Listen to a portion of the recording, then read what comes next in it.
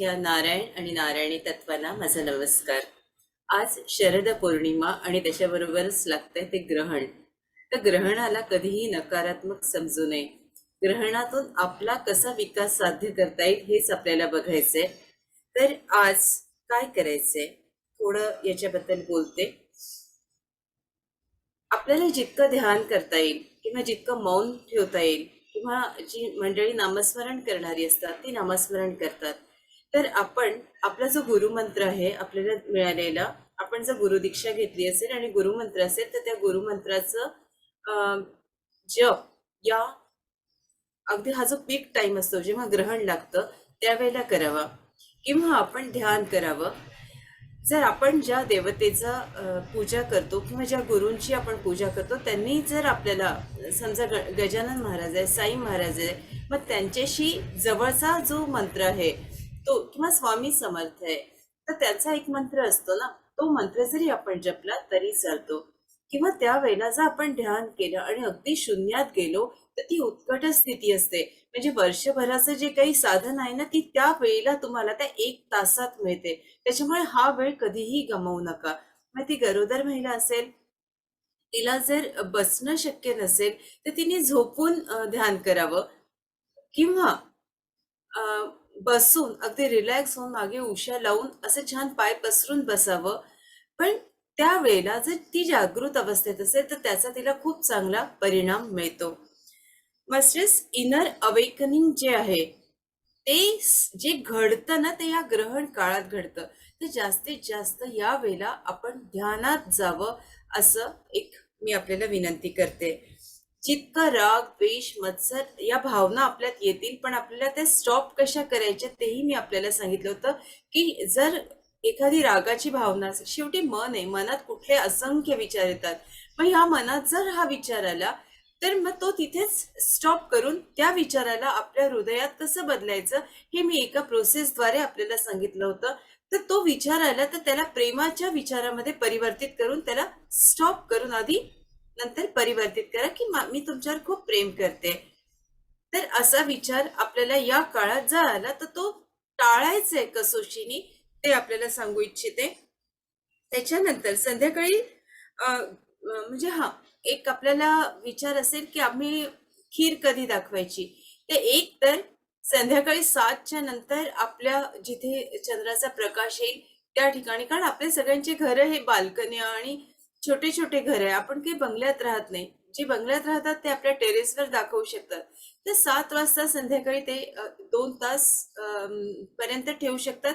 पण त्याच्यापेक्षा जर आपल्याला 2:30 नंतर जर ती खीर बाहेर ठेवता आली ते जास्त लाभदायक आहे असं वाटतं. आणि आपण म्हणतो की चंद्राचं हे सगळं या खिरीत येणार आणि नंतर आम्ही प्राशन करणार म्हणजे आम्हाला एनर्जी मिळणार. पण खरी एनर्जी आपणच आपली घेत असतो. त्याच्यामुळे इतकं काही म्हणजे हे पाळलंच पाहिजे असं मला वाटत नाही. पण तुमचा जर प्रश्न असेल तर त्याचं उत्तर मी आधीच दिलेलं आहे. त्याच्यानंतर मास्टर्स 28च्या उत्तर रात्री आज खग्रास चंद्रग्रहण आहे 1:05 म्हणजे हा 3रा प्रहर आहे. तर ज्यांची कर्क लग्न आहे त्यांची थोडी नाजूक अवस्था असते किंवा अनेक जणांचं मनाची जी घालमेल असते ती तीव्र होते. तर त्याच्यासाठी काय करायचं, तर एक सांगू इच्छिते की संध्याकाळीच हा सूतक काळ आहे 4:66 सुरू होतोय. तर या वेळेला एकदा सूतक काळ सुरू व्हायच्या आधीच आपल्या घरातलं आपण जे वाहिलेलं म्हणजे आपण जे फुलं वाहतो ते सगळं निर्माल्य काढून ठेवा आणि आपले भगवंत आपण म्हणजे एक झिरझिरीत पडदा त्यांच्यावर घालून द्यायचा की ते झोपले आहेत म्हणून. त्याच्यानंतर जे काही जेवण वगैरे आपलं असेल ते 4च्या आधीच करून घ्यावं किंवा 4 पर्यंत करावं. हा म्हणजे घरात म्हातारी माणसं आहेत, प्रेग्नंट लेडी आहे किंवा आजारी आहेत तर त्यांच्यासाठी तुम्ही 2.5 तास आधी पण त्यांना खाऊ घालू शकता. पण आपण आपल्याला शक्य आहे ना या गोष्टी, तर आपण 4 वाजतापर्यंत आपलं भोजन करून घ्यावं. म्हणजे आज 2:22 हा मुद्दा मी आपल्याला सांगितलाय. तर आपलं जेवण हे आपण 4च्या आत करून घ्यावं अशी माझी आपल्याला विनंती आहे. जे घरात गरोदर स्त्री आहे तिने तुळशीची माळ घालावी किंवा तिच्याजवळ रुद्राक्ष असेल तर तो घालावा. आपल्या पोटाला तुळशीचा रस लावून घ्यावा. त्याच्यात जराशी आपल्या बेंबीला अगदी किंचितशी हळद लावावी. म्हणजे त्याचा परिणाम त्या गर्भावर अजिबात पडत नाही. आणि त्यावेळेला तिने मात्र जागृत अवस्थेत राहावं. मोबाईलचा अजिबात वापर करू नये, बिलकुल नाही. त्याच्यानंतर तुळशी पत्र तोडत नाही. तर तुळशी पत्र आताच आपण खरेदी करून घ्यावं. किंवा म्हणजे या दिवशी पौर्णिमेच्या दिवशी कधी तुळशीला बेलाला हात लावू नये असे. तर आधीच आपण आपल्या घराजवळ जर विकत मिळत असेल तर ते घेऊन यावं. उशा टाकतात किंवा तुळशी पत्र टाकतात, दोन्ही चालतं. सगळ्या ठिकाणी आपले तुळशी पत्र, मी तर तुळशी पत्रच टाकते मास्टर्स. तर तुळशी पत्र दुधात सगळ्या ह्याच्यात टाकून ठेवावं. पण अन्न जर उरलं असेल तर ते अन्न बाहेर टाकावं. ते कधी कोणाला देऊ पण नाही आणि खाऊ पण नाही. त्याच्यानंतर आपण ग्रहणाचा काळ झाल्यानंतर जर आपल्या हातात माळ असेल, आपलं आसन असेल, आपण ठरलेलं असतं ना आपलं आसन, तर ते सरळ पाण्यात बुडवायचंय. अंघोळ करायची, मस्ट असते अंघोळ करणं. तर या वेळात आपण जर असं म्हणतात की गंगाजलाने अंघोळ केली तर 1 करोड चं पुण्य मिळतं. आपण आपल्या घरी इथे तर काही गंगा नदी नाहीये, मग आपल्या बादलीतच आपण गंगा नदी अवतरित झाली असं हे केलं तर काय हरकत आहे ना. आपण शेवटी मनानच जोडल्या जात असतो. तर शंकराची गंगा जी आहे ती माझ्या बादलीतच आलेली आहे आणि मी आता त्या बादलीतल्या पाण्याने स्नान करते आहे. किती साधा सोपा उपाय आहे. तुम्ही जे मनात ठेवाल त्या गोष्टी घडतात. मग ते तुमचं आसन, ते तुमची जी माळ आहे ती, ते सगळं तुम्ही जे घातलेले कपडे आहेत ते सगळे कपडे तुम्ही मस्ट आहे की त्या याने स्वच्छ करून टाकायचे. आणि स्वच्छ म्हणजे तुम्ही जेव्हा आंघोळ कराल तेव्हा आज हळद आणि मीठ जरूर बादलीच्या पाण्यात घालाल आणि त्याने स्नान करा. मला वाटतं मी सगळ्या प्रश्नांची उत्तरं तुमची दिली आहेत. तुम्हाला अजून काही विचारायचं असेल तर तुम्ही तुमचं ऑन करून विचारू शकता किंवा मला मेसेज पण पाठवू शकता. कंटिन्यू करू का पुढचं सेशन? जरा अंगठे दाखवा. हा. आणि जर तुम्हाला झोपच लागली आहे, आवरतच नाहीये, म्हणजे घरात वृद्ध स्त्री आहेत, गरोदर स्त्री आहे, तिला झोप लागून गेली आहे ग्रहणाच्या 2.5-3 तास आधी, तर नका हो तिला उठवू, नका डिस्टर्ब करू. इतकं त्याचा असं अतिरेक करणं की ग्रहण आहे मग तू आता असं कर, असं बिलकुल नको. तिला झोपू द्या. तिला त्रास होईल असं काहीही करू नका. मला वाटतं मी प्रश्नाची उत्तरं दिली आहेत. हो की नाही? मला अंगठे दाखवले तर कळते. ओके, ठीक आहे. ठीक आहे ना ममता? मास्टर्स, हा जो 17व्या अध्यायात महाराजांनी जे काही गोष्टी सांगितल्या त्या गोष्टी आपल्यापर्यंत पोहोचवते आणि 18व्या अध्यायाला सुरुवात करते. तर 18 अध्यायाचीच ही शंकर गीता आहे. रेकॉर्डिंग सुरू केलेलं आहे ना दादा? तर महाराजांचं नेमकं वय किती असं अनेक जण प्रश्न विचारायचे. जर कोणी साधू असेल तर तो म्हणायचा 300 वर्ष, कोणी म्हणायचं तपस्वी 700 वर्ष, तर कोणी अंतर्ज्ञानी असेल तर तो म्हणायचा की महाराजांचं वय हे 2000 वर्ष आहे. म्हणजे प्रत्येक जण महाराजांच्या वयाबद्दल खूप वेगळं वेगळं सांगत होता. तर हा एक मुद्दा त्याच्यात दिला आहे. त्याच्यानंतर महाराजांनी जेव्हा समाधी घेतली तेव्हा महाराजांनी आधीच सांगितलं होतं की मला जपानमध्ये जावं लागणार आहे, कारण जपानला म्हणजे हिरोशिमा आणि नागासाकीवर बॉम्ब हल्ला होणार आहे. 3 वर्ष आधीच त्यांनी त्याचं कथन केलं होतं. आणि त्याच्यानंतर ते जपानला कार्य करायला जातात आणि ते आपल्या एका अनुयायाला इथे पाठवतात की तू जा धनकवडी मठात, माझी समाधी आहे की नाही तो ते बघून ये. आणि तो व्यक्ती येतो आणि तो अगदी रडायला लागतो की अरे, ज्याची समाधी बांधली तो आम्हाला तिथे किती मदत करतोय, तो आमचा संत आहे, तो महाराज आहे. आणि असा अनुभव सुद्धा इथे दिलेला आहे. महाराजांच्या अष्टप्रधान मंडळाबद्दल सांगितलेलं आहे की नवरत्न दरबार याच्यात कोण कोण आहे. तर पारखी, थोरात, नवले, कुकडे, श्रोत्रिय, कारखानीस, धनेश्वर आणि मिरीकर यांचा उल्लेख केलेला आहे. आणि हा फोटो महाराजांच्या तिथे सुद्धा लावलेला आहे. महाराजांची 10 वचने खूप काही सांगून जातात आणि ही 10 वचने केवळ महाराजांसाठीच नाहीये, तर ही आपल्यासाठी सुद्धा आहे. फक्त कशी ती आपण आता आपल्याला जोडूया. तर महाराज जे म्हणतात लेखणी माझ्या हातात. आता लेखणी माझ्या हातात म्हणजे काय? की मी जे ठरवतो ते मी करतोय. बरोबर ना मास्टर्स? तर लेखणी माझ्या हातात. तुम्हाला जे ठरवायचंय ना ते तुम्ही ठामपणे ठरवा, ते निश्चित करा.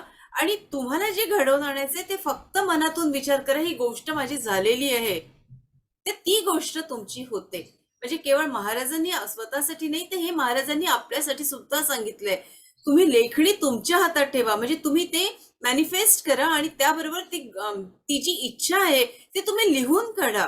आणि मी तुम्हाला सांगितले होतं की अमावस्येच्या दिवशी जर तुम्ही या गोष्टी केल्या तर तुम्हाला याचा परिणाम लवकर लवकर दिसून येतो.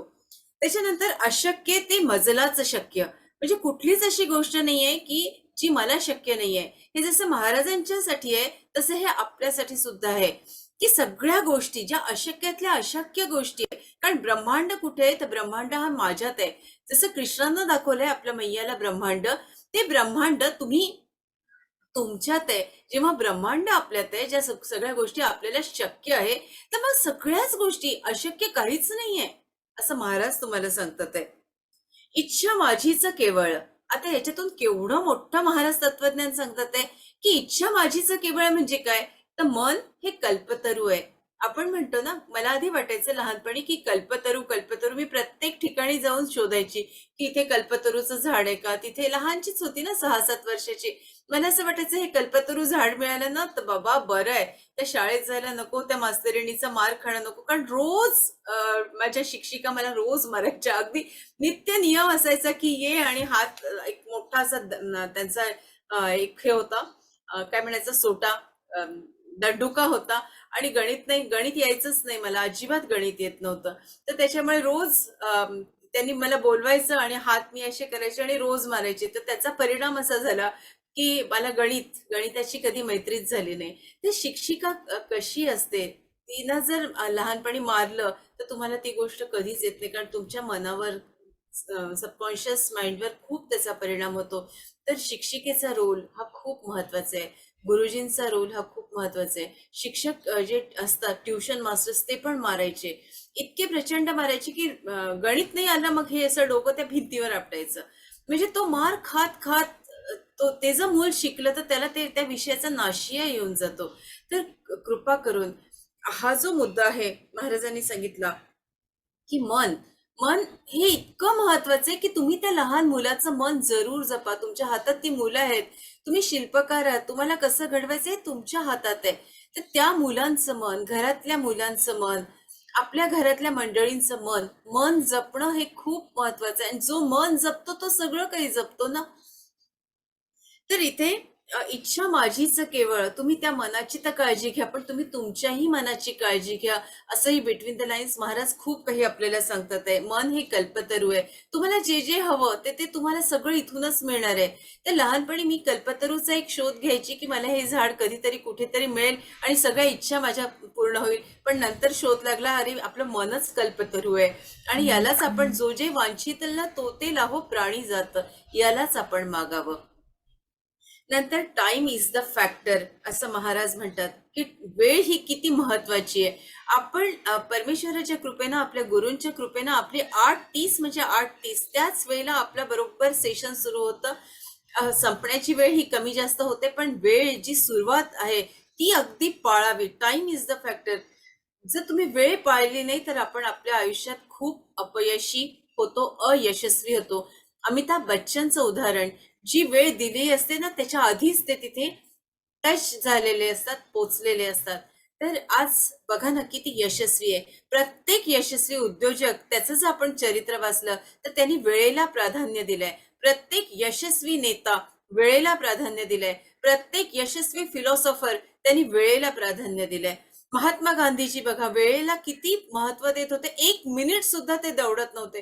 कोणी त्यांच्याकडे आलं ना तर त्यावेळेला जर आश्रमासाठी भाजी निवडायची असेल, काही गहू तांदूळ निवडायचे असेल, तर त्यावेळेला ते घेऊन बसत. म्हणजे कुठलंच काम ते असं सहज, म्हणजे वेग दौडून करतात आहे असं कधीच होत नसेल. आणि समोरचा माणूस आला ना त्यालाही काहीतरी विचारायचं असायचं, ते एक परत त्याची हातात द्यायची, देखो जरा कुछ है तो नहीं इसमें. म्हणजे अगदी प्रेमाने. पण कसं, आपण विनोबा भावेंवर किती सेशन्स घेतले. मला असं वाटतं काही सेशन्स अजून अपुरे आहेत, तर तेही आपण आता ह्या काळात पूर्ण करूया. की विनोबा भावेंकडून खूप काही शिकण्यासारखं आहे. तर 1 मिनिटही ते दौडत नसत. कोणीतरी एक मोठा व्यक्ती त्यांना भेटायला आला होता, एक मोठा नेता, आणि हे खणत होते. तर त्यांना तर त्यांच्याशी संवाद साधायचा होता. पण यांना असं वाटत होतं, माझं खणण्याची ही सेवा आहे, ही मी कशी सोडू? आणि नंतर मग कसा गैरसमज झाला. तर अ, सगळ्यात महत्वाचं काय मास्टर्स, की वेळ, टाइम इज मनी. आपण म्हणतो ना, एकदा वेळ गेली हातातनं की ती पुन्हा येत नाही. तर ही वेळ कधीही दवडू देऊ नका मास्टर्स. महाराज आपल्याला सांगतात ते, की आपण जे गप्पा मारतो, मोबाईलवर खूप वेळ घालवतो, व्हॉट्सअप एक आहे, त्याच्यानंतर फेसबुक आहे, आणि कितीतरी सोशल मीडियाचे गोष्टी आहे. अगदी युट्यूबवर सकाळपासून रात्रीपर्यंत अनेक घरांमध्ये काय तर पदार्थ कसे बनवायचे, आणि मग संध्याकाळी रात्री काय बनते, ते खिचडी बनते. आपण काय केलं, आमका पदार्थ तमका पदार्थ कसा बनवतो त्याच्या फक्त नोट्स काढल्या, आणि रात्री नवऱ्याला हमखास खिचडीच खाऊ घातली. असं अनेक घरांमध्ये होतं की नाही सांगा. त्याच्यानंतर आमच्या पुढे कुठले सरकार, तर आमच्या पुढे कुठले सरकार म्हणजे महाराज इथे काय सांगतात ते, की सरकार जो आहे, जो राजा जो आहे, तो आम्ही आहोत. मग आम्ही जे म्हणतो गुरु, इथे गुरुचं महत्व महाराजांनी नकळत आपल्याला सांगितलंय, की मग गुरु आपले म्हणतात आहे, मग ते पाळायला हवं. गुरु सगळ्यात महत्वाचं काय, 18व्या अध्यायात महाराजांनी सांगितले, की ब्रह्मा विष्णू महेशाचं जे स्थान आहे, गुरु दत्ताचं स्थान आहे, ते गुरुचं स्थान आहे. त्रिकाळावर म्हणजे तिन्ही काळांवर कोणाची सत्ता आहे, तर ती गुरुदेवाची आहे, गुरुदत्ताची आहे.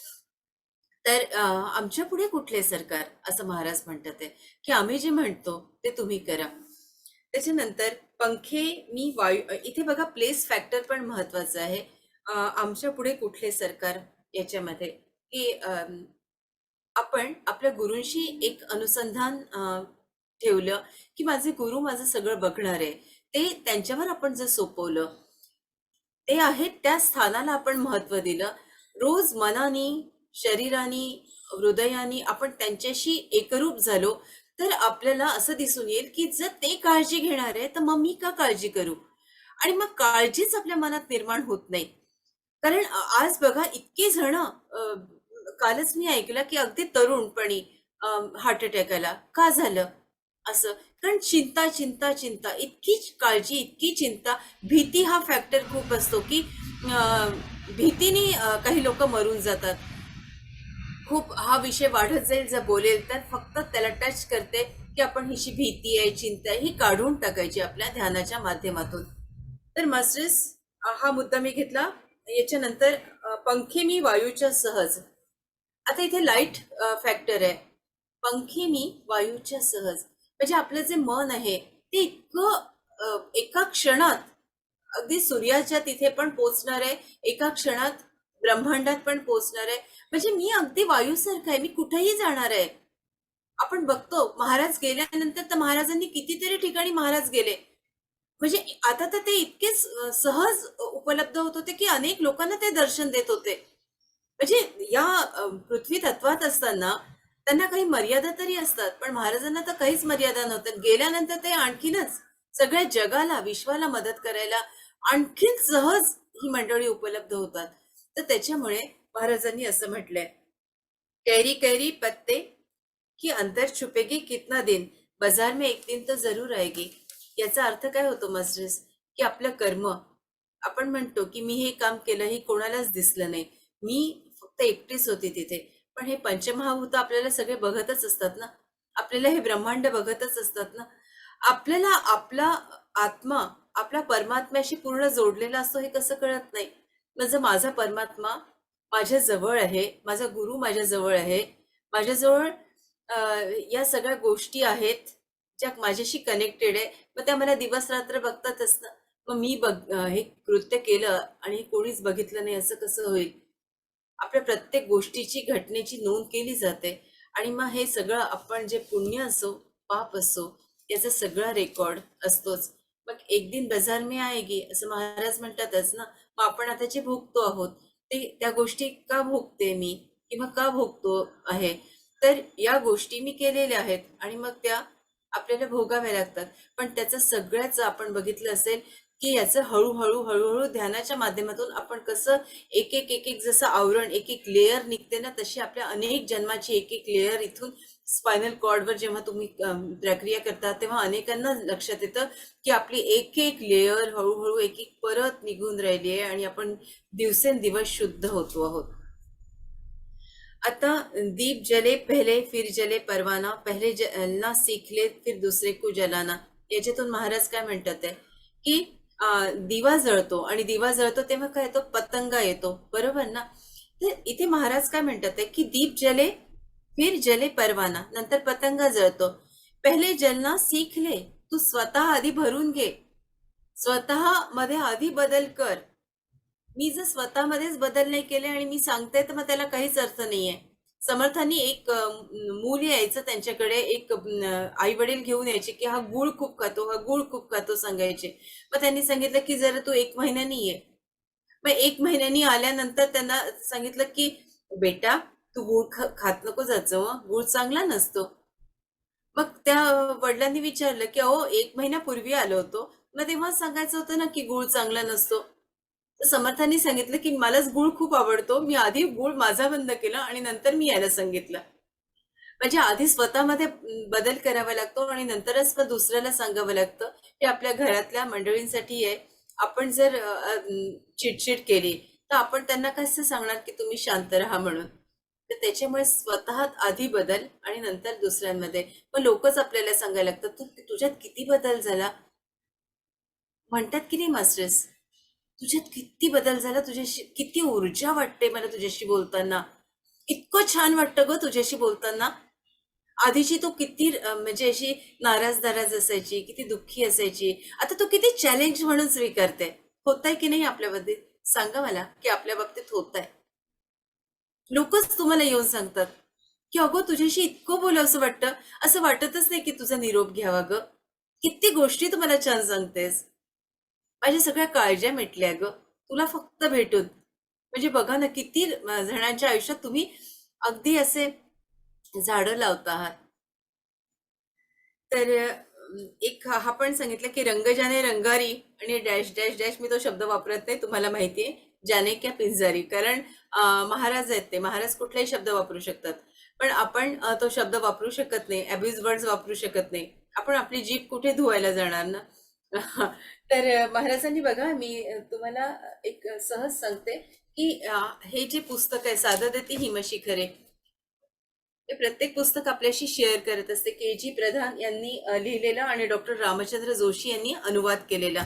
तर महाराजांनी हे जे पुस्तक आहे, तर या ही भाषा आणि हे तू लक्षात ठेव. म्हणजेच काय, तर आपल्या गुरूंबद्दल जेव्हा आपण बोलतो तेव्हा आपल्याला त्यांचं महत्व कसं व्यवस्थित पोहोचवता येईल. इथे त्यांनी जो शब्द वापरलाय महाराजांसाठी तो गुरुदेव वापरलाय आणि कुठेही त्यांनी सांगितलेलं नाहीये की महाराज सिगारेट पित होते किंवा महाराज ड्रिंक्स घेत होते. म्हणजे हाऊ टू कन्व्हे हे खूप महत्वाचं आहे. तर तुम्हाला काय कन्व्हे करायचंय, कारण बघा की वेगवेगळ्या मनोवृत्तीचे लोक असतात. आपल्याच घरात वेगवेगळे असे विचारांचे लोक आहेत. मग अरे ही सांगते महाराज शंकर महाराज हे ड्रिंक्स घेत होते किंवा दारू आपले सिगारेट घेत होते. त्या लोकांना ते माहितीच नसतं की अरे गजानन महाराज चिलीम घेत होते की नाही. अनेक मोठे जे साधू असतात ते घेतात, ड्रिंक्स घेतात, चिलीम घेतात, सिगारेट घेतात, पण त्याचा त्यांच्यावर काहीच परिणाम होत नाही, त्याच्या परे ते असतात. पण बघणारा काय म्हणतो, अरे हे सिगारेट घेतात, हे महाराज बरोबर नाहीये. तर ते का सिगारेट घेत होते, तर तुमचं कर्म जाळायला ते सिगारेट घेत होते. ते का ड्रिंक्स घेत होते, त्यांना लोकांना साधारण लोकांना भेटायचंच नव्हतं, ते काही लोकांचा उद्धार करायलाच आले होते. नाही तर बाजार बुणगे सरळ त्यांच्या जवळ जमा झाले असते ना, त्यांना लोकांचा उद्धार करताच आला नसता. मग याच्या मागे किती उदात्त हेतू होता.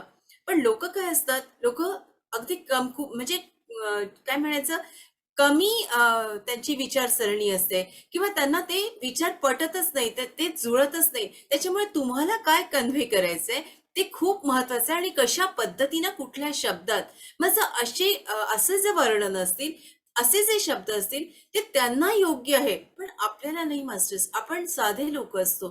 तर त्याच्यामुळे तो शब्द त्यांच्यासाठी योग्य असतो पण आपल्यासाठी नाही. त्याच्यामुळे तुम्ही जेव्हा बोलता तेव्हा तुमचं बोलणं हे महाराजांसाठी तुम्ही सेवा करतात आणि ही सेवा सगळ्यांपर्यंत पोहोचायला पाहिजे. मग त्या घरात जर तो नवरा त्याचा जरी विश्वास असेल तरी त्याचा तो विश्वास बसतो. कारण इथे वेगवेगळ्या फ्रिक्वेन्सीचे लोक येतात, त्याच्यामुळे आपल्याला आपली फ्रिक्वेन्सी त्यांच्या अनुरूप करावी लागते. हा महाराजांनी दिलेला पहिला दृष्टिकोन होता, तो आपल्यापर्यंत पोहोचवला. तर रंगाचं काम हा रंगारी जाणतो, बाकी पिंजाऱ्याला हा रंगारीचं काम कसं कळेल? बरोबर ना? ज्याचं त्यालाच काम कळतं ना, त्यालाच समजू शकतं आणि मग तोच व्यक्ती अप्रिशिएट करतो. कोणालाही कुठलंही काम जमत नाही असं महाराज इथे म्हणतात. जिसका बंदर वही नचाय, असं होतं ना, की एक दिवस जरी बघा त्या घरातली माऊली आजारी असेल ना, तरी घरातल्या पुरुषाला ते स्थान घेता येत नाही. किंवा घरातल्या पुरुषाचं स्थान काही कामात तो इतका त्याच्यात स्किल असतं, ते त्या स्त्रीला, आपल्या घरातील स्त्रीला पटकन जमेल असं नाही. काही टेक्निकल गोष्टी असतात, तिला पटकन जमतील असं नाही.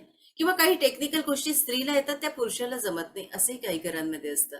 तर जी कामं ज्या जो पारंगत असतो, आता मी म्हटलं की मला रांगोळी काढायची आहे, तर मला रांगोळी नाही काढता येत.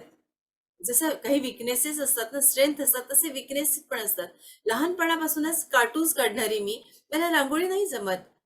तर थोडक्यात जे काम ज्याला येतं ते त्यांना करावं. पण मग मला काय करता येतं, मला त्या पाण्यात फुलं टाकून ठेवता येतात ना दारासमोर, मग मी तसं करेन. त्याच्यात मग दुसरा पर्याय काय, तो शोधावा, असं इथे महाराज आपल्याला सांगतात आहे. महाराजांनी असे 10 गोष्टी आपल्याला सांगितलेल्या आहेत की ज्या आपल्यासाठी खूप महत्वाचे आहेत. अलीकडे महाराज मी अनेकांना सांगितलं होतं की माझे कपडे जे आहेत ते आता जीर्ण झालेत आणि मला आता दुसरा कोट, दुसरे वस्त्र परिधान करायचे आहेत. तर या गोष्टी मी आपल्याशी सगळ्यांशी संवाद साधला होता आणि 1930 साली जेव्हा त्यांनी विचार केला होता की मी आता, मला हे शरीर सोडायचंय, तेव्हा डॉक्टर धनेश्वरांनी त्यांना सांगितलं होतं की अजून तुम्ही मला बऱ्याच गोष्टी दिलेल्या नाहीयेत, त्या पूर्ण करा आणि नंतर विचार करा. तर त्याच्यानंतर मग धनेश्वरांच्या म्हणण्याप्रमाणे त्यांनी 17 वर्ष ही समाधी घेतलेली आहे. हेही इथे याचाही उल्लेख करणं जरुरी आहे.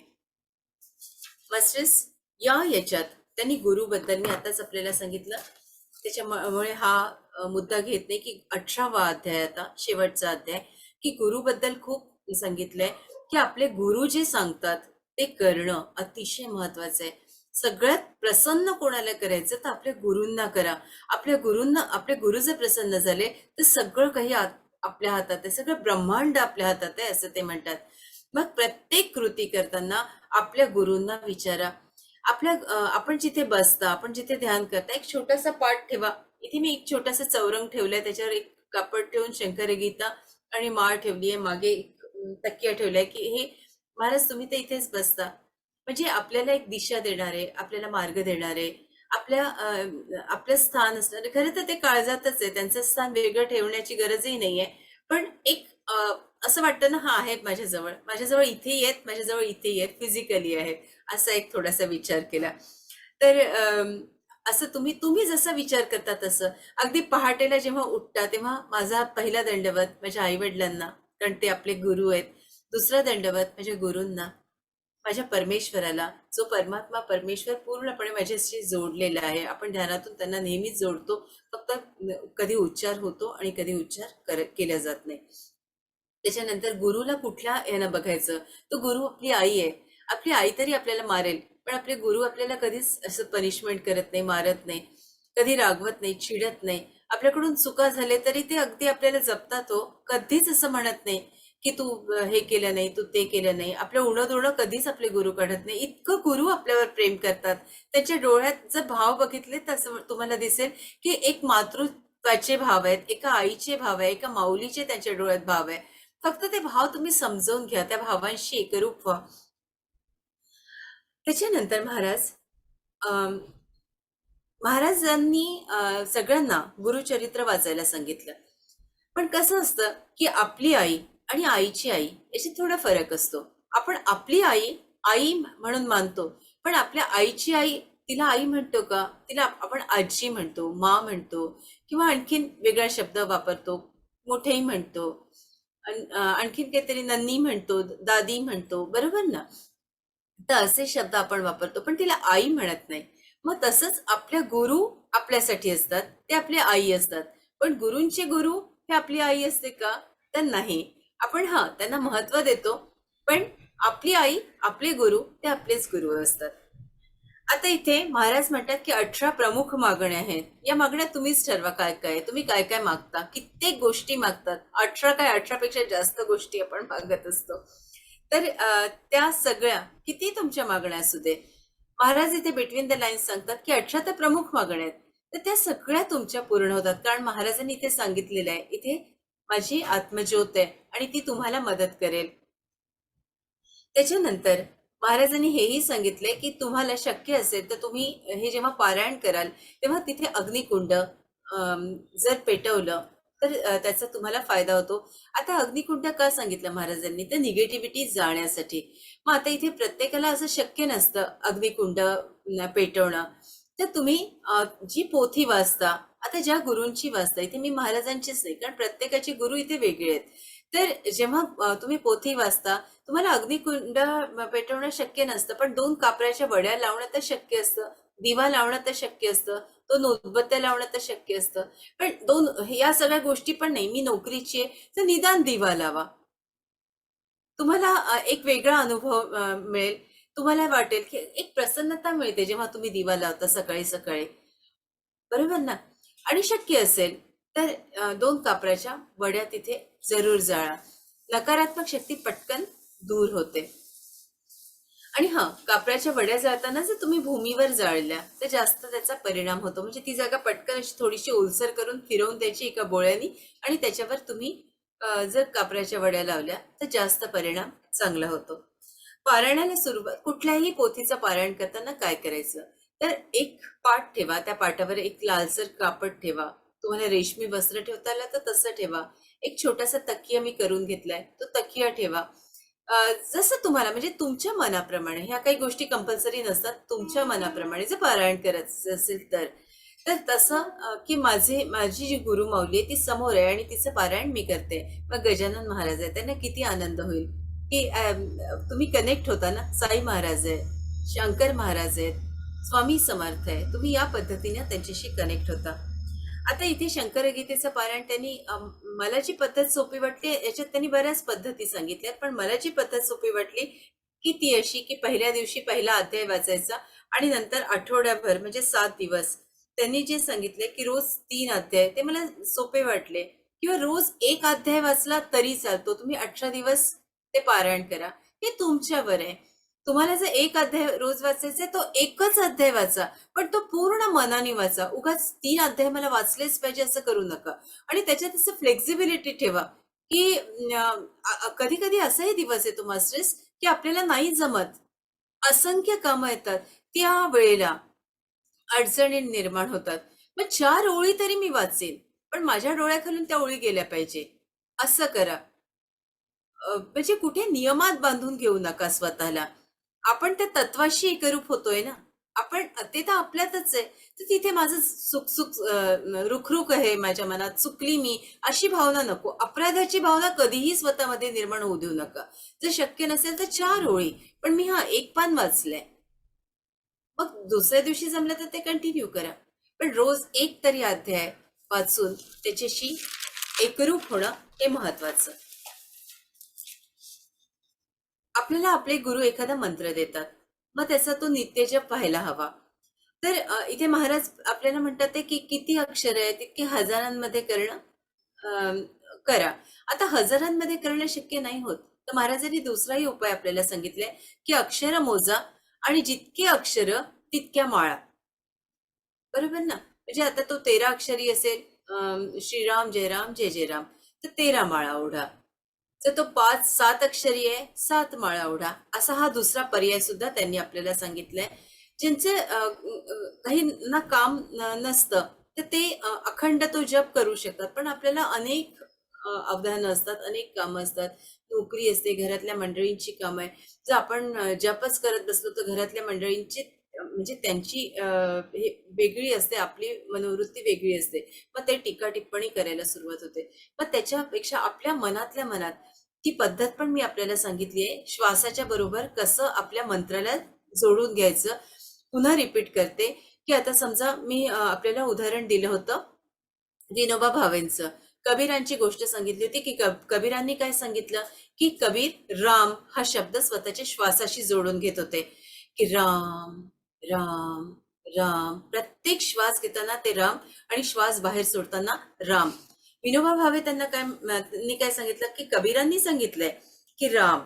तर ते श्वास घेताना राम म्हणायचे आणि हरी श्वास सोडताना म्हणायचे.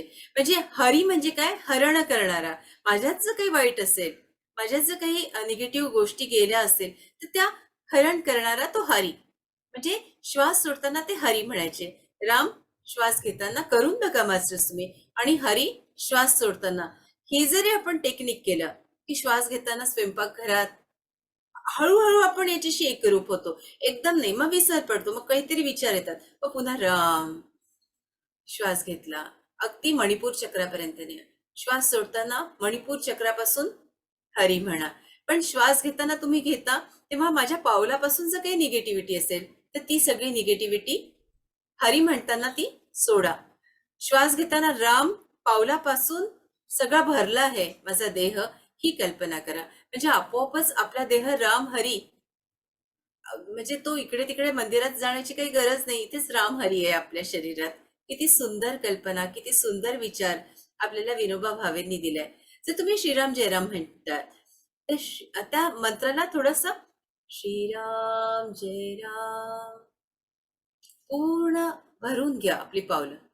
जय जय राम सोडताना श्रीराम जय राम जय जय राम. श्वासे रामाने घेतला, सोडलाही रामाने. ही दुसरी पद्धत सांगितली. स्वामी समर्थांचा मंत्र म्हणताय, तुम्ही करून बघा. शंकर महाराजांचा मंत्र म्हणताय, करून बघा. कुठलाही मंत्र जपताना मी फक्त एक्झाम्पल दिला, श्रीराम जयराम जय जयराम. तुमचा गुरुमंत्र म्हणता आहात, करून बघा. उज्ज्वलताई, एक क्षण देते, तुम्ही तुमचा मंत्र करून बघा. 2 मिनिटं 3 मिनिटं घे.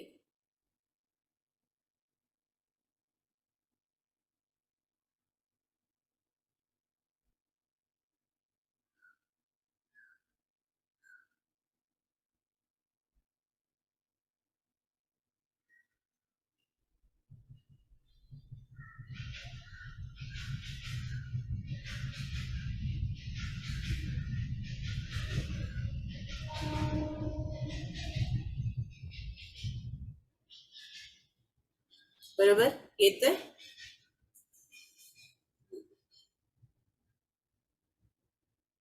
ठीक आहे मास्टर्स. त्याच्यानंतर 1980 मध्ये विचारण्यात आलं होतं महाराजांना. हा, मंत्रशास्त्र काय सांगतं ते मी आपल्याला सांगितलेलं आहे आता. हा जो मुद्दा होता तो. त्याच्यानंतर 1980 मध्ये विचारण्यात आलं होतं, पण 8 वर्ष भस्मेंनी काहीच सांगितलं नाही, की महाराजांची अजून अनुमती मिळालेली नाही. आणि महाराजांनी अनुमती कधी दिली, तर 28/9/1987 28 नोव्हेंबरला. आणि तेव्हा शुद्ध पंचमीचा दिवस होता. आणि यांना सांगण्यात आलं, अघोर यांना, भगवंत वासुदेव अघोर यांनी ही पोथी लिहिलेली आहे. तर यांना सांगण्यात आलं, तेव्हा भस्मेच्या डोळ्यात अगदी धारा सुरू झाल्या. भस्मे इतके महाराजांशी एकरूप होते, की महाराजांचं नाव घेतलं तरी त्यांच्या डोळ्यातून पाणी यायचं. आणि नंतर मग ही पोथी कशी लिहायची, तर प्रत्येक ठिकाणी जाऊन तुम्ही त्यांचे अनुभव विचारा आणि नंतर ही पोथी लिहा. तर प्रत्येक ठिकाणी जाऊन ते त्यांची मुलाखत घ्यायचे, त्यांना विचारायचे, आणि त्यांनी हा सगळा भाग अशा पद्धतीने पूर्ण केला. आणि हा पूर्ण कधी झाला मास्टर्स, तर 30 जानेवारीला 1989, म्हणजे 28/9/1987 ला सुरुवात झाली. आणि 30 जानेवारी 1989 पौष शुद्ध अष्टमीला प्रारंभ पण सोमवारी केला आणि संपली सुद्धा याची सोमवारी. सोमवार हा महादेवासाठी अतिशय महत्वाचा आहे. 3 ठिकाणी पादुका आपण बघितल्यात, की समाधी मठात आहेत, शुभराय मठात आहेत आणि जक्कल माळ्यात महाराजांनी या पादुका स्थापित केलेल्या आहेत. जो भाग आहे 18वा अध्यायाचा हा आज पूर्ण झालेला आहे. महाराजांचा गाभारा योग योगेश्वराचा. अगदी आज शब्द नाही की असा सहज विचार आला. गुरुदादाला म्हटलं, गुरुदादा मला अशी खूप इच्छा आहे हो, आपण सुरू करूया ना ताई, असं ते म्हणाले. आणि लगेच मला त्यांनी हे जे माझ्या मागे चित्र आहे गुरुदादांनी करून पाठवलं. आणि खरंच असं वाटलं की हा खरंच आपण गाभाऱ्यात जाऊन महाराजांच्या बोलतो आहे महाराजांच्या सोबत. मला हे इतकं आवडलं, इतकं आवडलं की मी पुन्हा असं काही प्रयोग केलेच नाही की मला फक्त हाच फोटो हवाय, तोच फोटो हवाय. असं वाटलं शंकर महाराजांनी हा पाठवले आणि त्यांनी मला असं गाभाऱ्यात बसवलंय आणि तिथून ते मला म्हणजे बोलवतं धनी हे महाराज आहेत. त्याला सांगते, ह्या पोथीवर इतका जीव जडला. मी तर फक्त दोनदाच जाऊन आले महाराजांच्या आश्रमात. पण अं, आता असं वाटतं की मी रोज तिथेच असते आणि रोज तिथेच खिचडी खात असते. तोच प्रसाद माझ्या हातात आहे, तोच चहाचा कप आहे, महाराज माझ्या हृदयात आहे. इतकी मी महाराजांशी एकरूप झाली. घरात तर रामभक्ती आहे. आमची पिढ्याने पिढ्या श्रीरामाची भक्ती करतात. पण एक मीच होती लहानपणापासून महादेवाची खूप भक्ती करायची. कुठे गेली तरी मला ती महादेवाची पिंड खूप आकर्षित करायची. तासन तास महादेवाच्या मंदिरात जायची. कधी घरात दिसली नाही तर वडील आईला विचारायचे की बाई कुठे गेली. वडील मला लुटूपुटू म्हणायचे लहानपणी. लुटूपुटू कुठे गेली. तर आई सांगायची ती कुठे जाणार, ती फक्त महादेवाच्या मंदिरातच असते. एकदा अपघात झाला होता, खूप जोरदार अपघात झाला. म्हणजे असं फेकल्याच गेली. स्कूटर चालवायची. वर्गात 7व्या वर्गात होती तेव्हापासून वडिलांनी स्कूटर दिली हातात. तेव्हा बजाज सुपर आमच्याकडे होती, अजूनही ती गाडी आहे. तर आई बाबा खूप घाबरून गेले की बापरे, मुलीचा अपघात झाला म्हणजे काय झालं आणि काय नाही.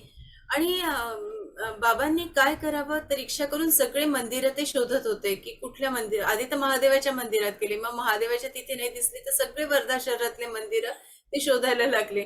मग मी आपली गाडी घेऊन हळूहळू हळूहळू यायला लागली. तर त्यांना जशी दिसली तर अगदी त्यांचा भांड्यात जीव पडला की आपली बाई व्यवस्थित आहे, फक्त कपडे तेवढे फाटले होते. खूप जोरदार अपघात, कल्पनाच करवणार नाही. इतकं गाडीनी असं मला ओढत नेलं होतं. पण काही थोडंसं अगदी खरचटलं होतं आणि कपडे फाटले एवढंच झालं होतं. महादेवाचं लहानपणापासून इतकं वेळ की प्रत्येक सोमवारी महादेवाला अभिषेक करायचा आणि वेगवेगळ्या फुलांनी मी ती पिंड सजवायची. कधी शेवंती, कधी जी जी नवीन फुलं मिळायची मला, हवा तेवढा पैसा खर्च करायचा. तेव्हा काही खूप श्रीमंत नव्हतो, पण त्याच्यासाठी एक एक पैसा जपायचा आणि खूप महादेवाला बेल व्हायचा, त्याला फुलांनी सजवायचं. असं सगळं इतकं वेड मला होतं. केवळ महादेव आणि महादेव तोच माझा बाप लहानपणापासून. सहज सांगते की आपल्या घरात रामभक्ती असली तरी एखादं मूल असं जन्माला येतं की ते लहानपणापासूनच शिवाचं, कारण त्याचा जो आहे तो बाप शिवाय हे त्याला आधीच कळलेलं असतं. तर हेच माझ्या बापानी आता माझ्याकडून करवून घेतलं. महाराजांबद्दल इतकं प्रेम वाटतं आता. फक्त एक योग यायचा असतो, तो बरोबर महाराज तुम्हाला त्यावेळेला बोलावतात. खरं तर आधीच तुम्ही त्यांच्याशी जोडलेले असतात. मागचे कित्येक जन्म मी शंकर महाराजांबरोबर कशी जोडली आहे हे महाराजांनीच दाखवून दिलं एकदा. असो masters. Thank you Gurudada. Thank you अंशुताई, thank you मा, आणि थँक्यू तुम्हाला सगळ्यांना की तुम्ही मला ऐकून घेतलं इतक्या दिवसांपासून. आणि मी तुमच्याशी खूप काही बोलू शकले या निमित्तानं. शंकर गीता आज पूर्ण होते. उद्यापासून थोडा वेगळा विषय आपल्याला कळेलच. महाराज सांगतील तो सुरू करेन. कोणाला काही बोलायचं असेल? नाही, 9:13 झालेत. मी ध्यानाला सुरुवात करते. आपल्याला विनंती करते की आपले चष्मे बाजूला काढून ठेवावे. एक घोटभर पाणी पिऊन घ्यावं. आज प्रचंड ऊर्जा आहे मास्टर्स. फक्त डोळे बंद करा आणि या ऊर्जेशी एकरूप व्हा.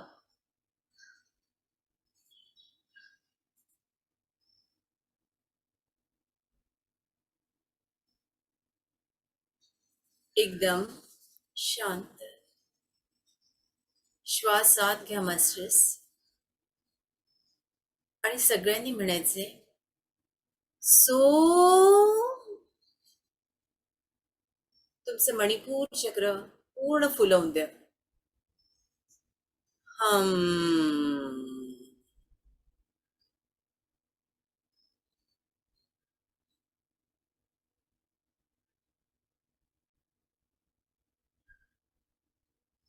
सो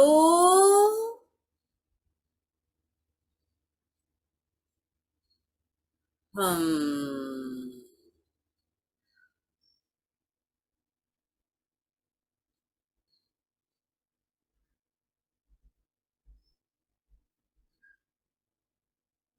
सो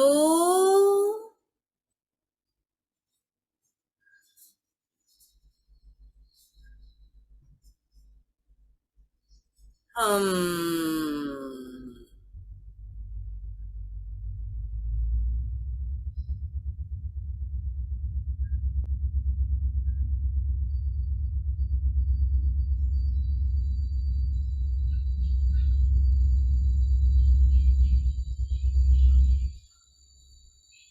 ब्रह्मांडातील संपूर्ण ऊर्जा तुम्हाला मिळालेली आहे मास्टर्स. ब्रह्मरंध्रातून ही ऊर्जा संपूर्ण शरीरात पसरलेली आहे.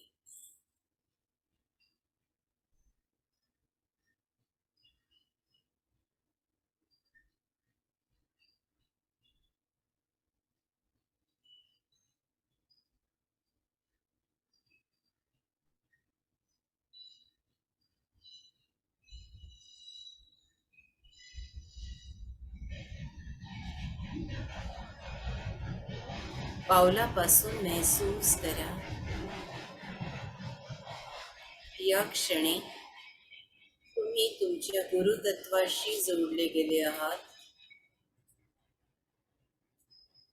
परमात्मा परमेश्वराशी जोडले गेले आहात.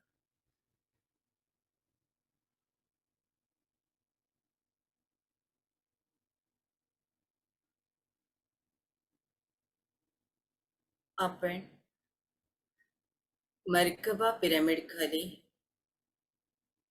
बसलो आहोत.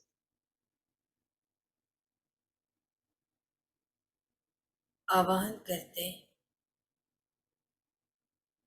ब्रह्मश्री पितामह पत्री सर, बाबा,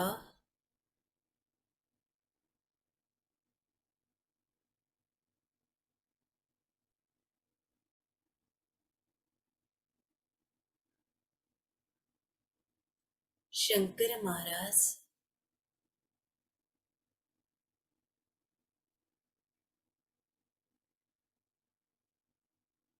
समर्थ रामदास स्वामी,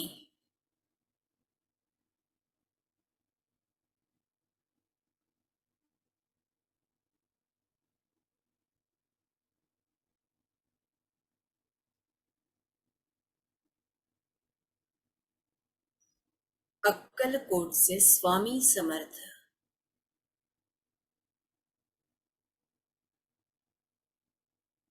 ज्ञानेश्वर माऊली,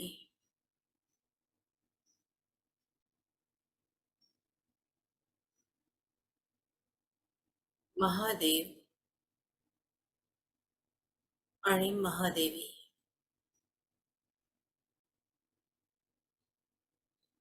या ऊर्जेशी एकरूप होऊन जा मास्टर्स.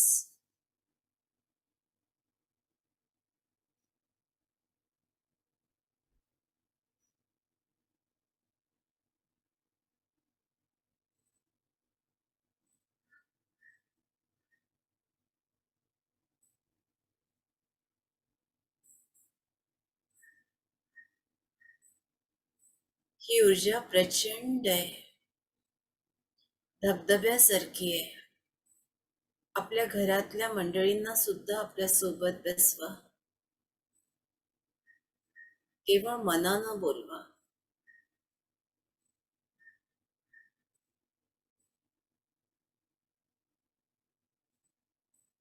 आपल्या आई वडिलांना दंडवत प्रणाम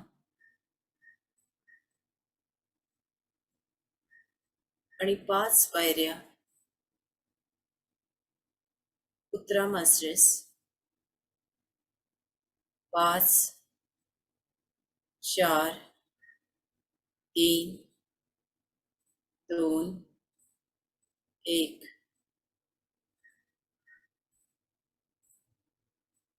महाराजांच्या धनकवडीच्या मठात आपण आपल्या मास्टर्सच्या सोबत आलेलो आहोत.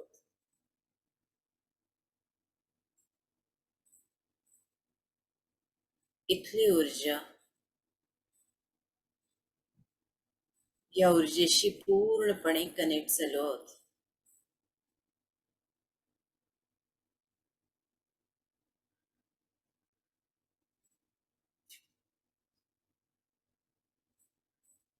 पूर्ण श्वास भरून घ्या मास्टर्स, मणिपूर चक्रापर्यंत.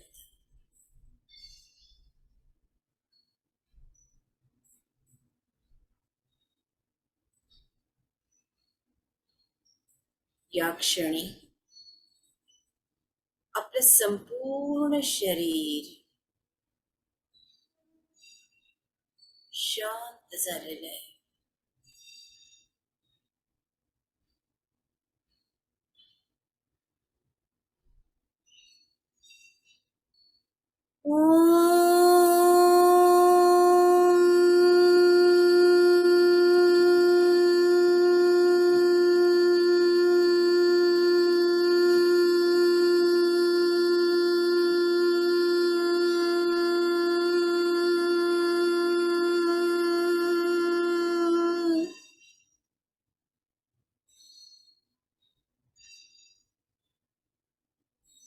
ओम नमस्ते अस्तु भगवन्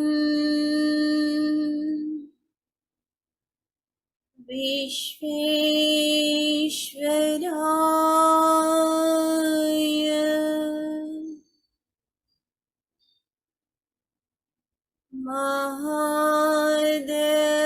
महादेवाय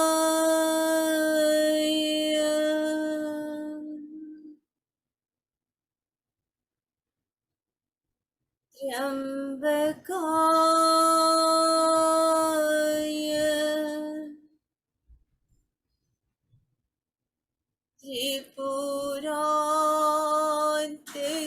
त्रिपुरांतकाय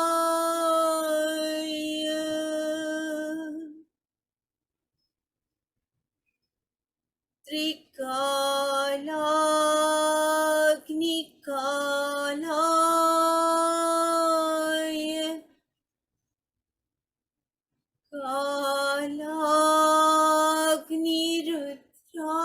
कालाग्निरुद्राय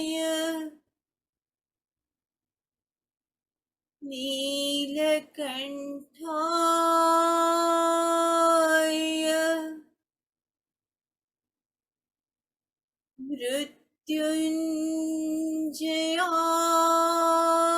मृत्युंजयाय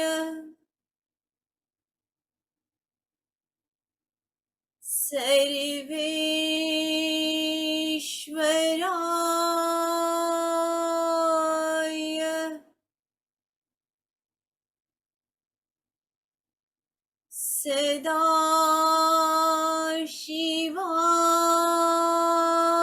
सदाशिवाय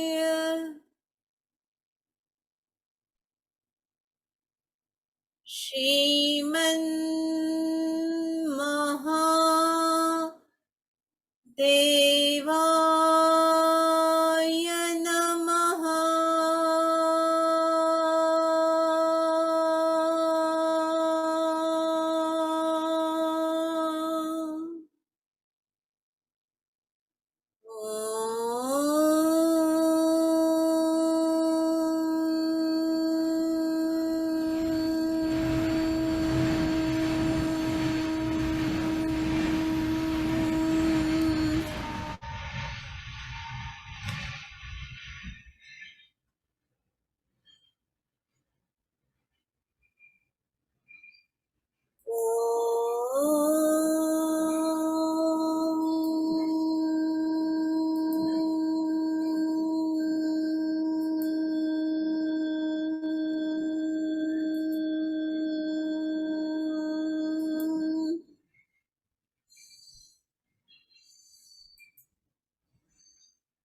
योग योग योगेश्वराय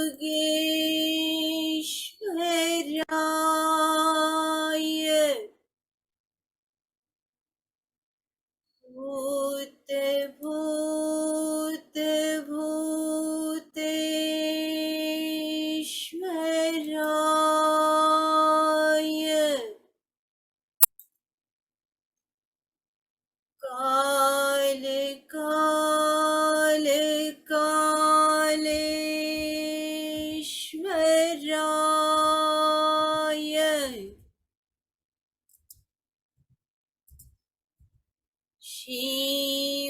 शिव सर्वेश्वराय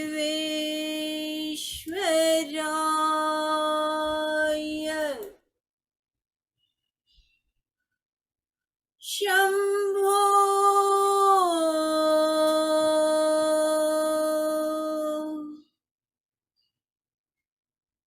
शंभो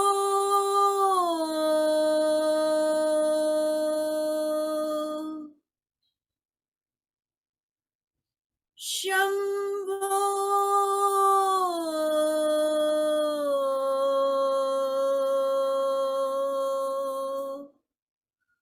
महादेवाय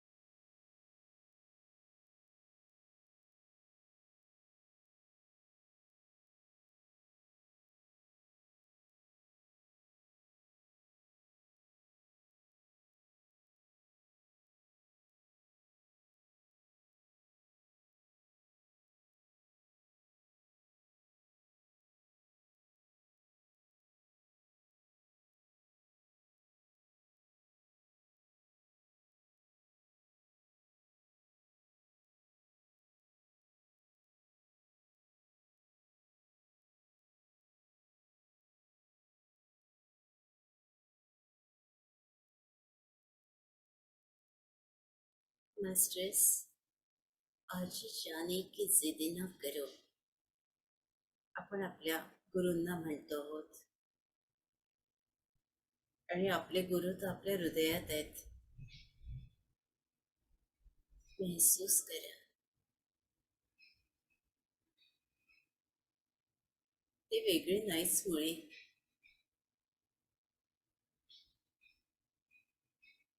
पण वेगवेगळ्या रूपात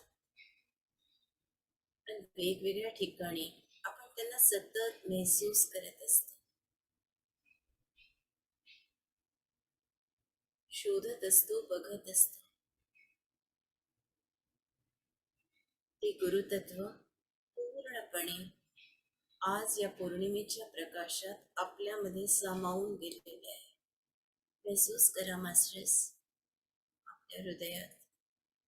आपल्या हृदयात 1, 2, 3 जितके गुरु आपल्याला जवळचे वाटतात त्यांचं अस्तित्व महसूस करा आपल्या हृदयामध्ये.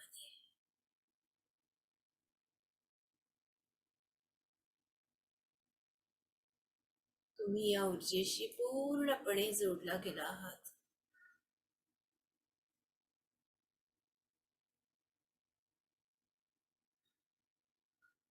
आपण ज्यांना आवाहन केलं होतं ते पितामह ब्रह्मश्री पत्री सर, बाबा, शंकर महाराज, समर्थ रामदास स्वामी, स्वामी समर्थ, ज्ञानेश्वर माऊली, संपूर्ण गुरुतत्व, सूर्यनारायण भगवान, चंद्रनारायण, चंद्र देवता,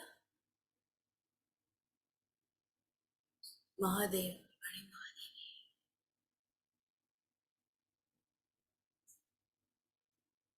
संपूर्ण कृपा आपल्यावर असते.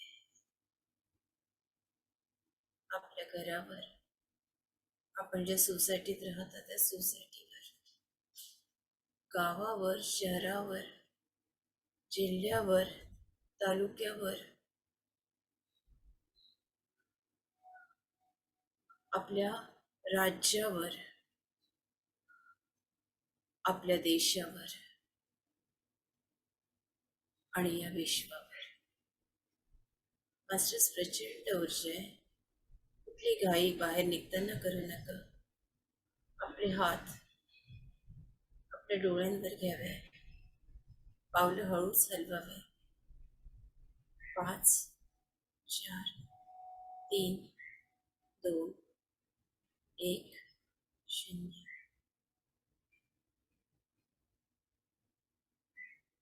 डोळे हळूहळू उघडावे. या विश्वाला आशीर्वाद द्या. या विश्वाचं कल्याण झालेलं आहे. या विश्वात ध्यानी, ज्ञानी आणि शाकाहारी लोक आहेत. कल्याणमस्तु, कल्याणमस्तु, कल्याणमस्तु. तथास्तु, तथास्तु, तथास्तु. मास्टर्स, आज जितकं मौन ठेवता येईल ग्रहणाच्या काळात तितकं मौन ठेवणं अतिशय आवश्यक आहे. मी आपल्या सगळ्यांना नमस्कार करते. आपल्या आईवडिलांना नमस्कार. धन्यवाद, धन्यवाद, धन्यवाद. मला वाटतं आजचाच एपिसोड दादांनी आजच पोस्ट केला तर अनेकांना आणखीन लाभ होईल, कारण ग्रहणाच्या बद्दलची माहिती सुद्धा दिलेली आहे. दादा सांभाळता का आता कोणीतरी? कोण बोलायचं का? बोला. शुभ आत्मवंदन ताई, सर्वांना आत्मवंदन, कोटी कोटी नमन. म्हणजे खूप डीप असं झालं. त्याच्यानंतर एक असं जांभूळ आलं तोंडामध्ये आणि त्याची टेस्ट पण जाणवली. खूप छान. आणि ताई तर खूपच मेहनत घेत आहेत सेशन साठी. त्यांचे खूप खूप धन्यवाद, कोटी कोटी नमन. राधिका ते बोला. गुरुदादा, मी पण मदत करू शकते. मी घरीच असते ना, मग तुम्ही मला शिकवा कसं करायचं ते, मग मी करेल बर का. आणि छान ध्यान झालं आज. शंकर महाराज दिसले मला. खूप छान ध्यान झालं. धन्यवाद, धन्यवाद. खूपच डीप मध्ये गेले. धन्यवाद. अरुंधतीताई बोला. हा, आत्मवंदन ताई. ध्यान छान झालं. आज तुम्ही ध्यानामध्ये मठात घेऊन गेला आम्हाला. तर त्याचप्रमाणे ध्यानामध्येही खरंच मठात गेले आणि मठामध्ये पूर्ण रिकामं होतं. फक्त मीच होते मठामध्ये आणि पूर्ण समोरचा जो गाभारा जिथं शंकर महाराजांची मूर्ती आहे, समाधी आहे, ते सगळं सकाळी रिकामं करून ठेवलं होतं. आणि तिथे जाऊन मग मला अभिषेक करता आला. त्याच्यामुळे मला खूप असं छान बरू याल्यासारखं वाटतंय. आणि अभिषेक दुधाने, मधाने, पंचामृताचं जे जे काही आहे त्यांनी सगळ्यांनी छान अभिषेक केला. त्याचा प्रसाद मिळाला आणि मग तो सगळ्यांमध्ये वाटूनही दिला. त्याच्यानंतर खिचडीचा प्रसाद आला तिथे, तो मी दाखवला. त्यानंतर मग तिथे काही लोक आली 10-12. त्यांना मग तो प्रसाद बसून तिथे मी वाढला त्यांना खिचडीचा प्रसाद पत्रावळीमध्ये. त्यांनी तो ग्रहण केला. त्याच्यानंतर त्यांना शाल आणि श्रीफळ दिलं. मग महाराज आले. मग त्यांना मी नमस्कार केला. मग तिथे लहानोबाई पण आले आणि मग जसं काय मी खूप छोटी लहान मुलगी झाले आणि मग आता ते म्हणले तू पण प्रसाद खा म्हणून आणि त्यांनी त्यांच्या हाताने दोघांनी प्रसाद पाठवला. छान अनुभव मला छान.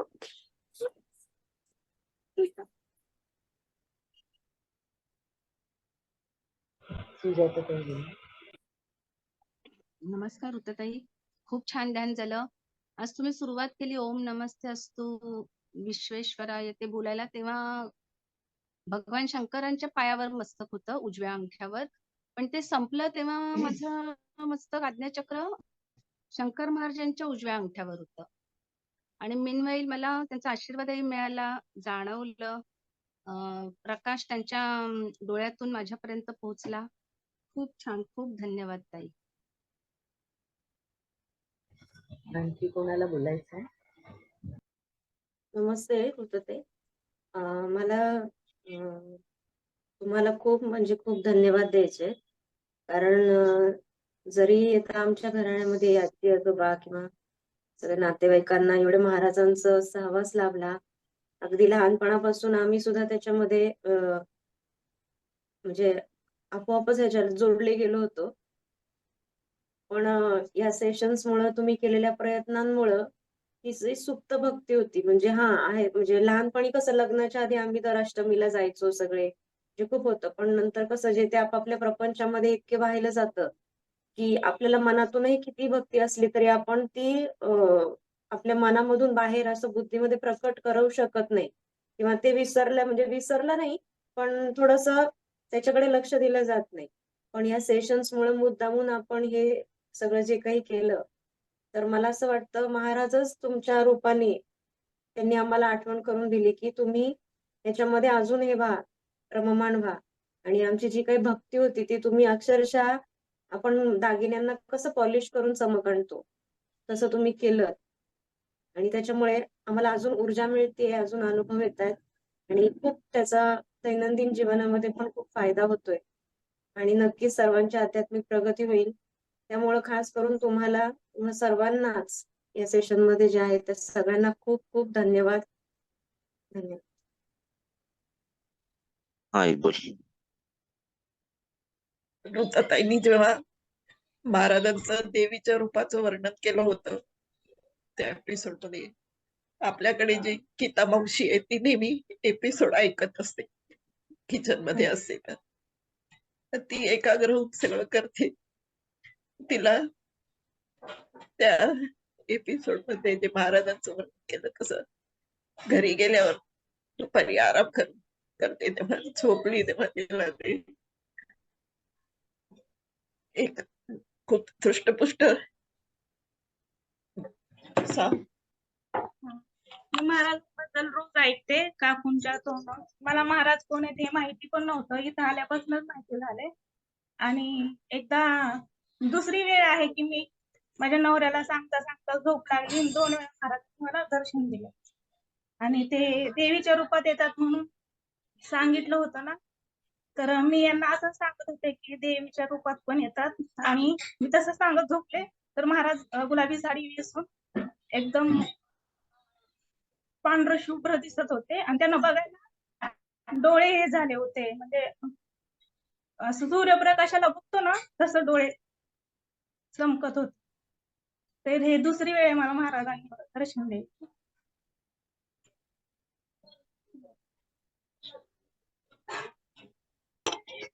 भाग्यवान आहात गीता मावशी तुम्ही, तुम्हाला दर्शन मिळालं महाराजांचं.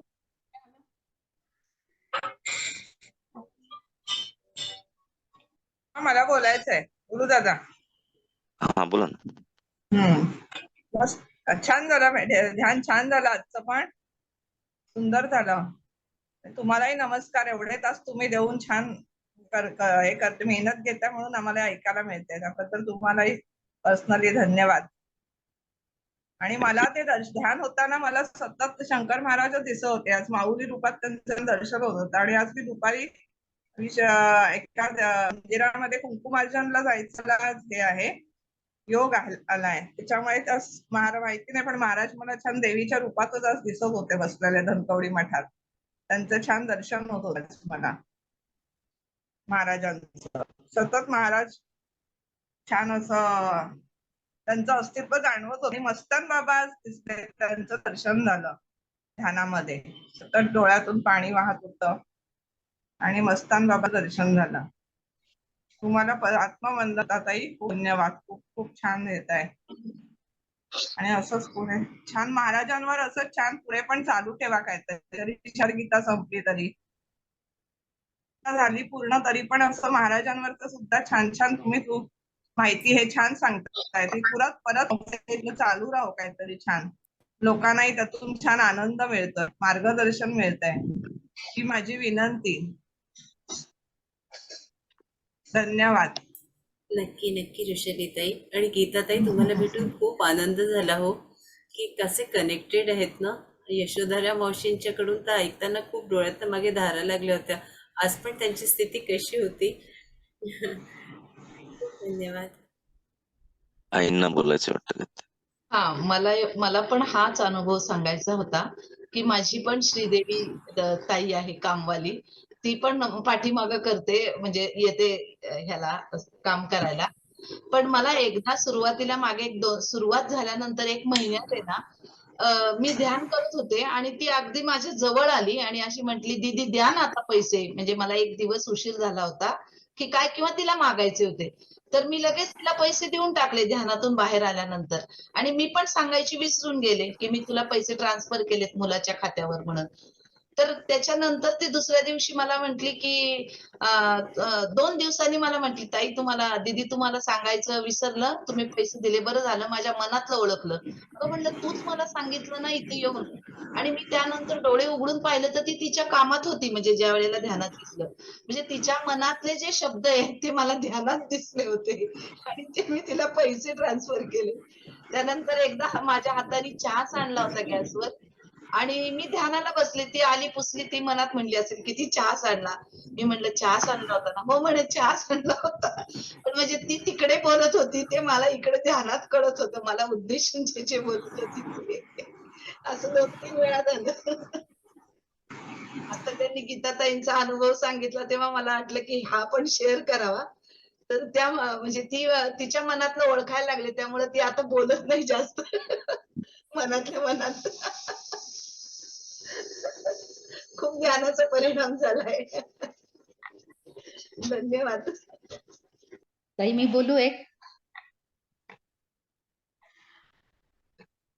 ध्यान आपलं खूप छान होतंय आणि एक जे काय म्हणता ना तुम्ही डोळ्यासमोर येतं, तर आता हे कोणत्या तरी ताई म्हणल्या ना मस्तान बाबांचं दर्शन झालं. तर ते सुद्धा एक 7-8 दिवसापूर्वी माझ्या डोळ्यासमोर ते आलं. मस्तान बाबा मला माहित नाहीये कोण आहेत, काय आहेत ते. पण ते आम्ही एक श्रीपाद शिवलबांचा ग्रुप आहे, त्या ताईंनी मला नाव सांगितलं. पुणे स्टेशनवर ते मस्तान बाबा असतात आणि खूप त्यांचं आहे दैवी हे महात्म्य. तुम्ही युट्यूबवर बघा तर मी जस्ट युट्यूबवर बघितलं आणि कोण आहेत अशी होती म्हणजे मनात शंका. पण ह्या ताईंनी आज परत मस्तान बाबांचं काढलं म्हणून म्हणलं त्यांच्याबद्दलही त्यांना माहित असेल तर त्यांनी सांगावं त्याच्याबद्दल. फक्त एक एक गोष्ट आपल्या समोर येते अशा ह्याच्यामुळे मी ते आपल्या उत्सुकतेने विचारते की तो 2-4 दिवस झाले सारखं डोक्यात प्रश्न होता की मस्तान बाबा कोण आहेत आणि ते तिथे पुणा स्टेशनला साई मंदिर आहे तिथे ते असतात आणि तिथे ते दर्शन देतात आणि ते मला 1-2 वेळा मी पुणे स्टेशनला बरेचदा येते जाते आणि ते बघितल्यासारखे वाटले मला त्यांच्याबद्दल म्हणून हे विचारलं मी. मी बोलतो आता याच्यामध्ये आजच्या जनामध्ये मला पण अरुंधती सारखं दृश्य दिसलं, पण अरुंधती थोडी जास्त लकी होती, तिला अभिषेक करायला मिळाला. मी फक्त ध्यान करत होतो समोर त्या समाधीच्या तिथे.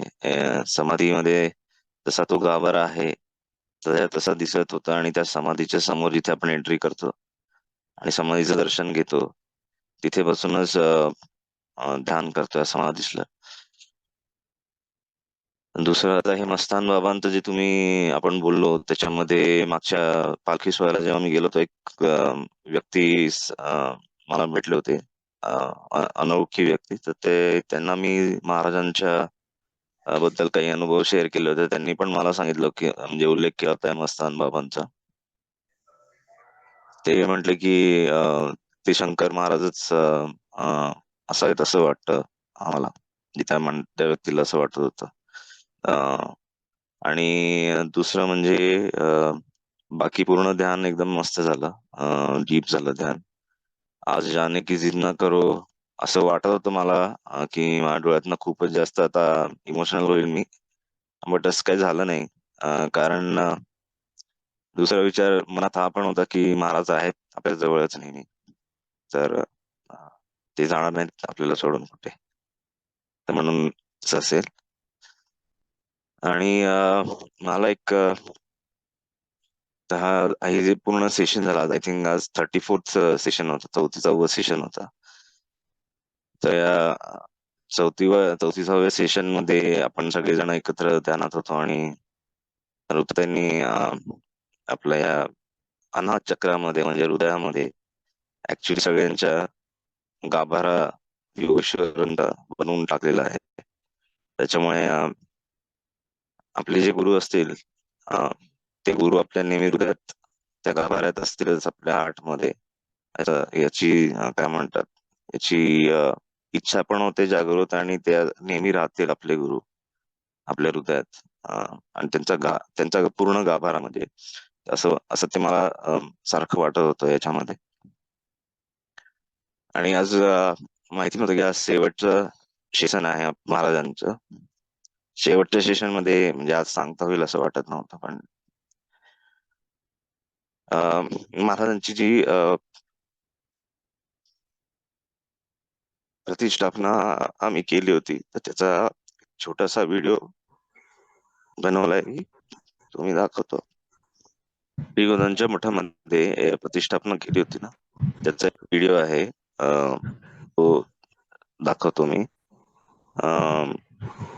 ती प्रतिष्ठापना स्टार्टिंग पासून एंड पर्यंत कशी झाली ते या व्हिडिओ मध्ये कव्हर केलेलं आहे. साधारण एक 9-10 मिनिटाचा आहे व्हिडिओ. वेळ आहे ना सगळ्यांकडे? योगी राजा भवसागरी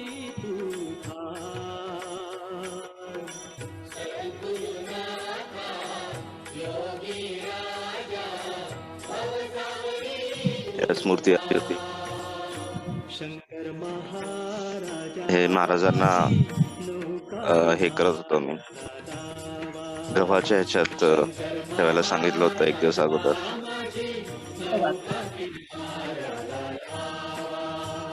या सगळ्या विधी झाल्या होत्या दुसऱ्या दिवशी 27 ऑगस्टला रविवारी, प्रतिष्ठापनेच्या अगोदरच्या दिवशी. हे भगवंता दीन दयाळा शरण मी आलो तुला. हे भगवंता दीन दयाळा शरण मी आलो तुला. शंकर शंकर महाराजा माझी नौका किनाऱ्याला लावा. शंकर महाराजा माझी नौका किनाऱ्याला लावा. ओंकाराच्या 28 ऑगस्टला सोमवारी पृथ्वीची प्राणप्रतिष्ठापना आणि त्याच्या अगोदरच्या या काही विधी होत्या त्या हे माझे विक्रम आणि मामी दशविध स्नान होतं ते. दशविध स्नान. परब्रह्माच्या सगुण स्वरूपा.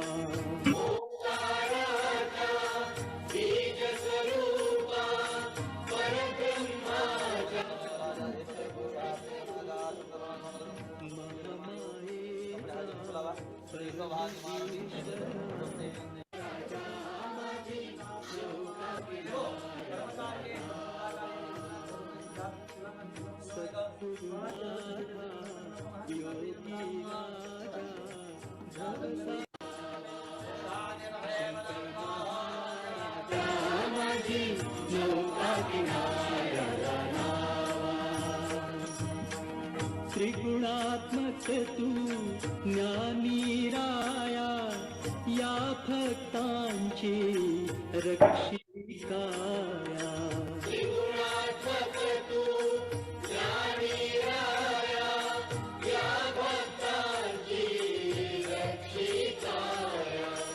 या भक्तांच्या हट्टासाठी हृदयी हो बैसा. शंकर महाराजा माझी नौका किनाऱ्याला लावा. शंकर महाराजा माझी नौका किनाऱ्याला लावा. हे भगवंता दीन दयाळा शरण मी आलो तुला.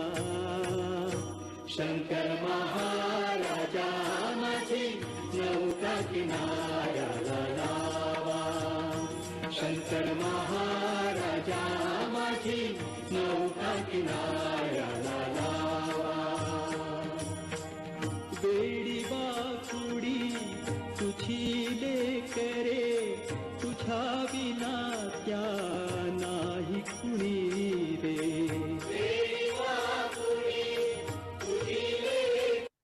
हट्टासाठी चरणी हो ठेवा.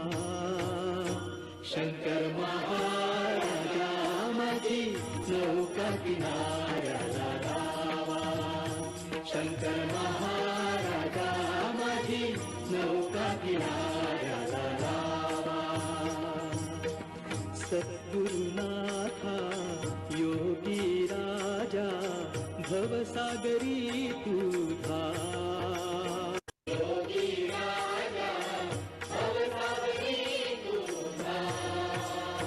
शंकर महाराजा माझी नौका किनाऱ्याला लावा. शंकर महाराजा माझी नौका किनाऱ्याला लावा. हे भगवंता दीन दयाळा शरण मी आलो तुला. शंकर महाराजा माझी नौका किनाऱ्याला लावा. हो माझी नौका समशी वेदक नजर कुणाची.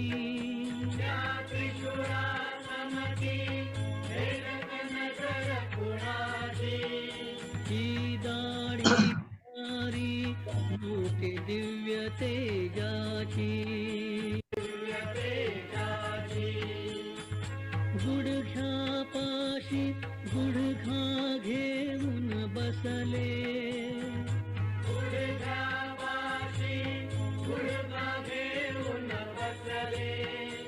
रुद्राक्ष मण्यानी जे असून पांगळे मजेत डोंगर चढले.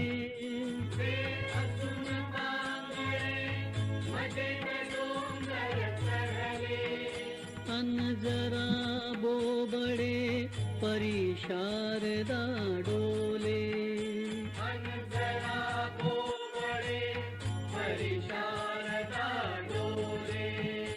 कधी भेट घेण्या स्वामी समर्था गेले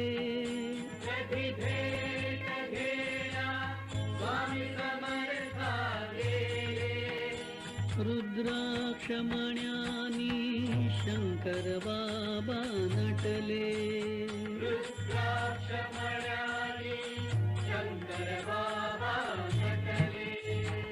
कधी घे मद्याचे घोट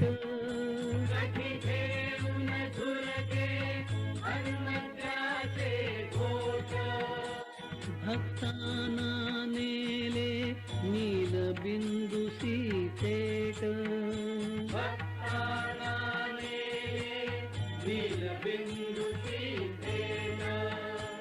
जन्मात कुणाला कळले नाही कुठले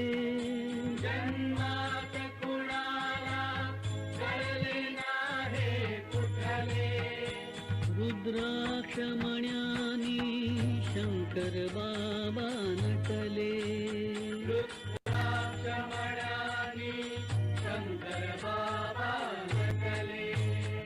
भक्तास रक्षुनी अगणित लीला करुणी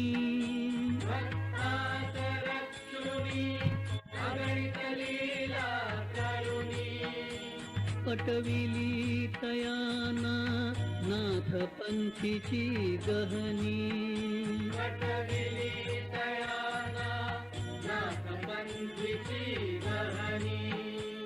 निर्वाण प्रसंगी हनुमंता समदिसले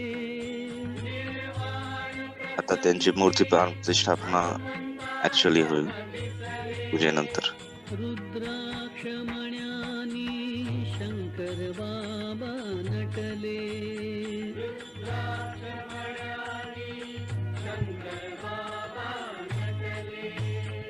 ओम नमः शिवाय असा पुकारा करुणी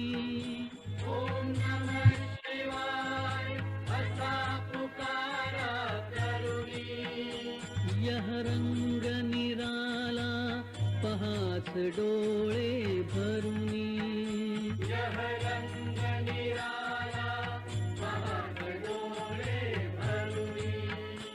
मग जन्म मृत्यूचे क्षणात कोडे सुटले